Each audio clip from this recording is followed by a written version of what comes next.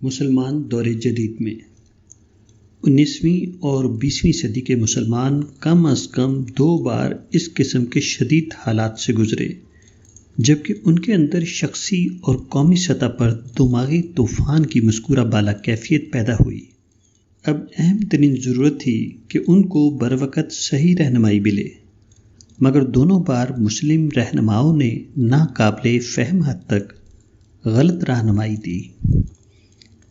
اس وقت اصل کام یہ تھا کہ مسلمانوں کے اندر اٹھتے ہوئے فکری طوفان کو تعمیر کی طرف موڑ دیا جائے، مگر عملاً اس کے برعکس ہوا۔ تمام مسلم رہنماؤں نے انتہائی نادانی کے تحت مسلمانوں کے جذبات کو تخریب کی طرف موڑ دیا۔ اسی غلط رہنمائی کا یہ نتیجہ ہے کہ 200 سال کی بے پناہ قربانیوں کے باوجود مسلم ملت کے حصے میں تباہی و بربادی کے سوا کچھ اور نہیں آیا۔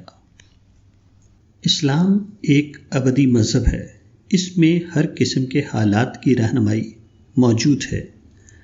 چنانچہ اس معاملے میں بھی اسلام کی تعلیمات اور اس کی تاریخ میں واضح رہنمائی موجود تھی، مگر موجودہ مسلم قائدین کا المیہ یہ ہے کہ انہوں نے اسلام کو اپنے لیے فخر تو بنایا، مگر وہ اس کو اپنے لیے رہنمائی نہ بنا سکے، اور جب دین کو سامان فخر بنا لیا جائے تو وہ سامان ہدایت کی حیثیت سے اپنی اہمیت کھو دیتا ہے۔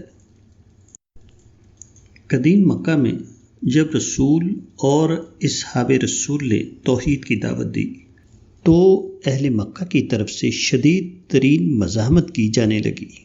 اہل مکہ کی زیادتیوں اور اشتعال انگیز کارروائیوں نے اہل اسلام کے اندر دماغی طوفان کی حالت پیدا کر دی۔ اپنے ابتدائی تاثر کے تحت وہ لڑنے مرنے کے لیے تیار ہو گئے، مگر رسول اللہ صلی اللہ علیہ وآلہ وسلم نے ان کے اس فکری ہیجان کو تخریب کے بجائے تعمیر کی طرف موڑ دیا۔ آپ نے فرمایا کہ تم سب لوگ مکہ سے ہجرت کر کے مدینے چلے جاؤ اور اس کو اسلامی مرکز بنا کر وہاں اپنا دعوتی کام کرو۔ حدیبیہ کے موقع پر بھی یہی صورتحال پیش آئی۔ اہل مکہ کی ضد اور اشتعال انگیزی کے نتیجے میں دوبارہ صحابہ کے اندر دماغی طوفان اٹھا۔ اس کے زیر اثر وہ اہل مکہ سے لڑنے پر آمادہ ہو گئے، مگر رسول اللہ صلی اللہ علیہ وآلہ وسلم نے دوبارہ ان کے جذبات کو تخریب سے تعمیر کی طرف موڑ دیا۔ صحابہ کے جوش و خروش کو جنگ کے بجائے دعوت کے میدان میں مصروف عمل کر دیا۔